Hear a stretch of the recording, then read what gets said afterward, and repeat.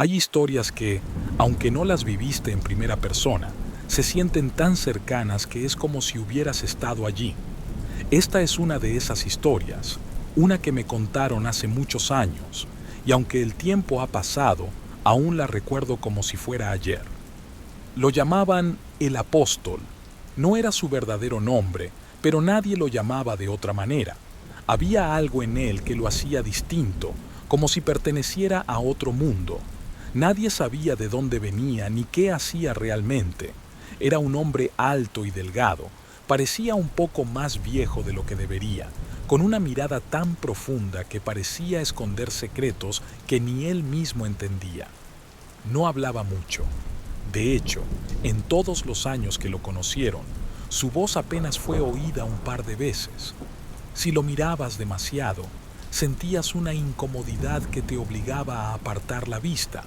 Era alguien que parecía vagar por este mundo sin rumbo ni propósito, como si estuviera esperando algo o a alguien que nunca llegaba. Martín, su compañero en esta historia, era un hombre muy diferente, pero igual de reservado. Era alguien de pocas palabras, aunque no por falta de carácter, sino porque nunca encontraba la necesidad de hablar. Algunos lo consideraban frío, distante, pero la verdad es que observaba el mundo con una especie de serenidad que muchos envidiaban. Su vida había estado marcada por accidentes y momentos en los que la muerte parecía haberse equivocado al no llevarlo consigo. No era fácil comprender lo que pensaba o sentía, pero los que lo conocían sabían que no era indiferente. Era un hombre práctico, alguien que enfrentaba la vida con la tranquilidad de quien ha visto lo peor y ha sobrevivido. Decidieron salir al monte en busca de caracoles. Se fueron tarde, ya casi de noche, y antes del amanecer pensaban tener lo suficiente. El cielo estaba despejado cuando decidieron adentrarse en él, pero una gran tormenta llegó sin previo aviso.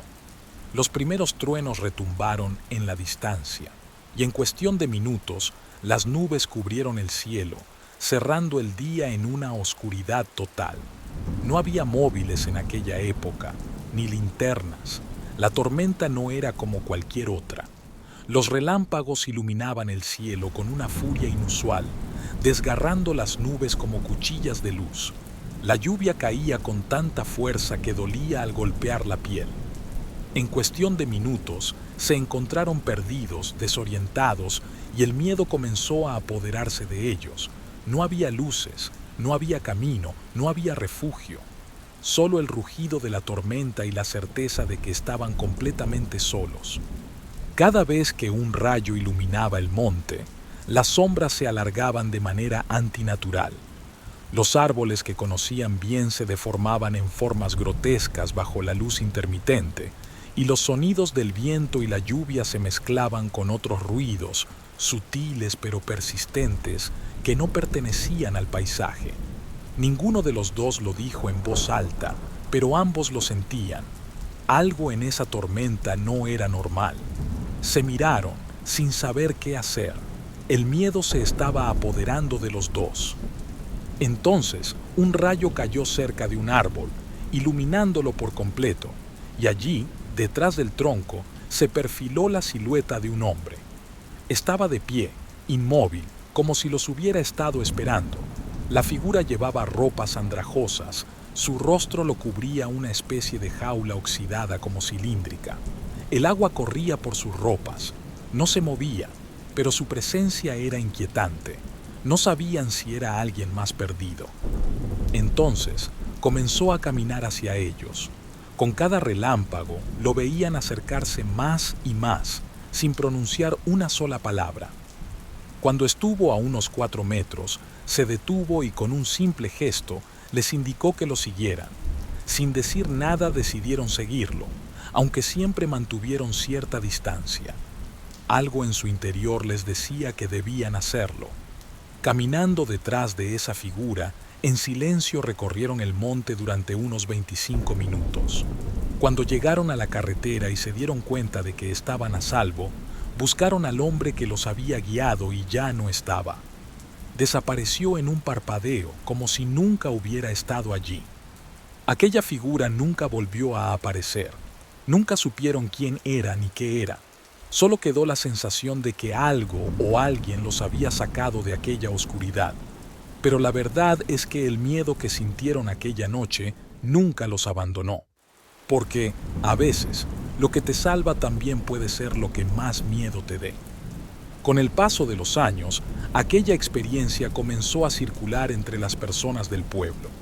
La historia se fue transformando y lo que empezó como un encuentro desconcertante se convirtió en una leyenda. Se decía que en noches de tormenta, un guardián del monte aparecía para guiar a los que se perdían, pero no todos los que lo seguían regresaban. Con el tiempo surgieron más rumores de que aquellos que eran guiados por el guardián no volvían del todo iguales. Algunos desaparecían sin dejar rastro y los que regresaban nunca volvieron a ser los mismos. La figura del guardián se convirtió en un misterio, una advertencia para aquellos que se aventuraban en el monte. Dicen que, si alguna vez te pierdes en medio de la tormenta y ves una figura entre los árboles, piénsalo 2 veces antes de seguirlo. No todos tienen la suerte de encontrar una carretera al final del camino como el apóstol y Martín. Si te ha dejado con más preguntas que respuestas, tal vez haya algo más oculto en esa tormenta de lo que pensamos. Y recuerda, a veces lo más aterrador no es lo que ves, sino lo que no puedes explicar. No olvides suscribirte para descubrir nuevas historias que te harán dudar de todo lo que crees conocer.